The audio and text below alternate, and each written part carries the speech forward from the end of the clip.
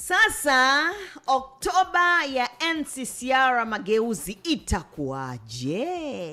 Swali hilo sisi tunajiuliza, wadau wa siasa mnajiuliza, wanachama wa NCCR mageuzi inawezekana mkawa mnajiuliza swali hili kwamba Oktoba ya NCCR mageuzi itakuwaje. Tunaona pilika za kampeni zinavyoendelea, wagombea wanaendelea kunadi sera zao, wanapita huko kwenye kata, kwenye majimbo, pamoja na wale wanaogombea nafasi ya rais. Tumefanya kipindi hapa na wagombea wa kutoka vyama vya upinzani. Tumezungumza hapa na mgombea ubunge kutokea Chauma, tukazungumza hapa na wakafu. Sasa tumeona leo tujikite na mgombea wa NCCR mageuzi, tujue hali kwao ikoje na mambo mengi yanayohusiana na nafasi ambayo anagombea huyu bwana mkubwa, kijana kabisa, anaitwa Eli Ezekiel.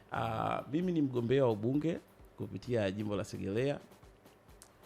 Ni mgombea ubunge wa jimbo la Segerea kupitia tiketi ya chama cha NCCR mageuzi. Kwa nini nasema tiketi ya chama cha NCCR mageuzi? Unajua chama sio kwamba ndio kimebeba maono ya mtu, ila chama ni tiketi ambayo inakuvusha wewe kwenda sehemu fulani.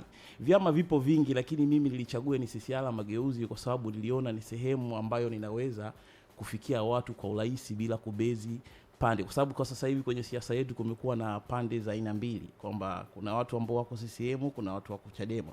Kwa kwangu mimi niliona NCCR mageuzi itakuwa sehemu nzuri, kwa sababu ili niweze kushinda nahitaji niweze kuwa na watu wa Chadema, ila pia niweze kuwa na watu wa CCM, ila niweze kuwa na watu wengine.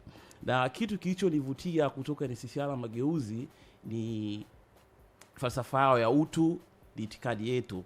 Utu ni itikadi yetu, kwa sababu kwenye maendeleo na kwenye jamii tunahitaji tuwe na utu ili tuweze kuendelea. Sasa nafasi hii nilioipata, nashukuru Mungu, sio kwamba ni kitu nimeanza kukifikiria juzi wala jana. Ni kitu ambacho nilikuwa nacho almost miaka 10 na toka nipo shule.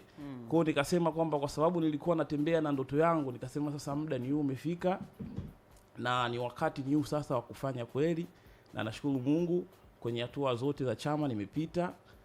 Tume pia sikupata pingamizi, na mpaka nimefika hapa ni juhudi za Mungu. Kwa hiyo ndio maana nasema wakati wa Mungu ni wakati sahihi.